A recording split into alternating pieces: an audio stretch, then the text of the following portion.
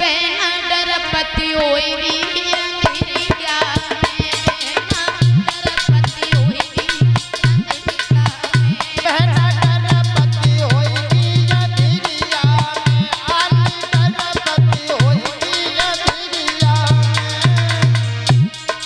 भोला के संग झुपड़िया झुपड़िया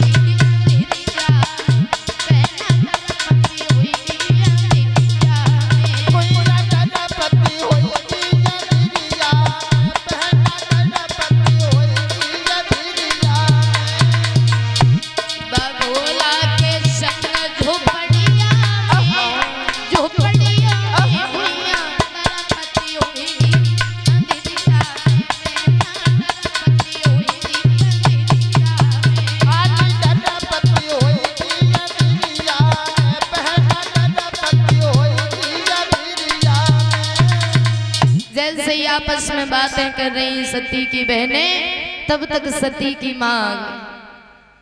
और जैसे ही सती की माँ आई और जैसे ही देखा तो माँ को हर एक संतान प्यारी होती। माँ ने सती को गले से लगाया, आओ बेटी। सती ने पूछा, मैया हवन कहाँ पर हो रहा है? यज्ञ का रास्ता बताया। और सती जैसे ही पहुंची तो क्या देखा सती ने कि सभी देवताओं का स्थान है, सभी देवियों का स्थान है, लेकिन भोले बाबा का वहां पर कोई स्थान नहीं है। और सती ने जैसे ही देखा तो अपने पति का अपमान सहन न कर पाई, चिल्ला करके कहने लगी, सुनो पिताजी, तुम पागल हो गए हो। अरे जिस कार्य में भोले बाबा का स्थान नहीं होता, उनका कोई भाग नहीं होता, वो कार्य कभी पूर्ण नहीं होता है। सती क्रोध में आकर के कहने लगी, अपने पिता से बोली है, हेलो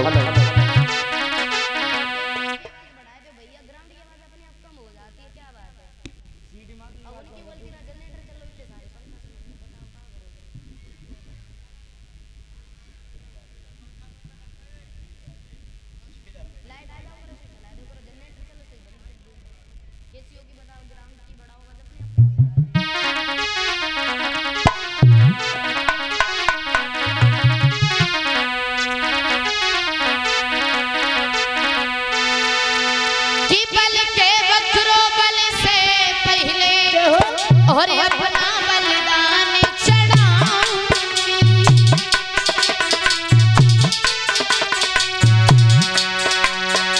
बाबुल के कर्म कुकर्मों का निश्चित ही दंड दिलाऊंगी।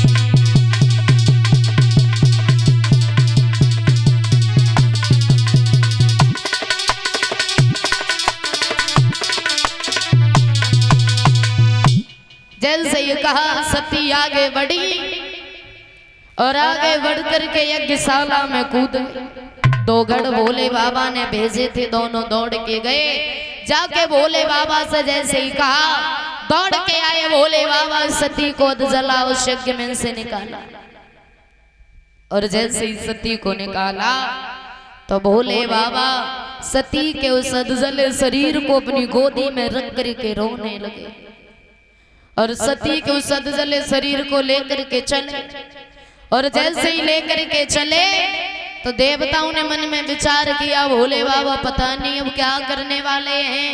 तो बताया जाता है विष्णु भगवान ने अपना चक्र सुदर्शन छोड़ा था, सती का एक एक अंग जहाँ कट कट के गिरता गया था, वहां पर सुंदर एक देवी माँ का मंदिर बनता गया था, जिन्हें नवनिधि यानी नव दुर्गा कहते हैं।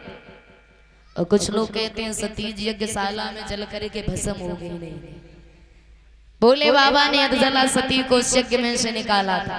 तो इन्हीं सती जी ने आकर के दोबारा से महाराज हिमांचल के घर में जन्म लिया था। तब इनका नाम रखा गया था गिरजा।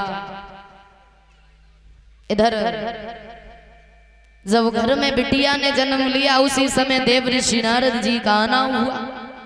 महाराज हिमांचल ने आता हुआ देखा, बड़े सुंदर आसन पर बिठाया। आइए बाबा नारद बैठो, बड़े ही अच्छे समय पर आए। राजन बोलिए, आज मैं आपके दरबार में क्या देख रहा हूँ?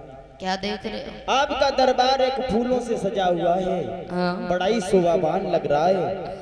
आपके ओंठों पे मुस्कुराहट है, इसका क्या कारण है? सुनो, सुना।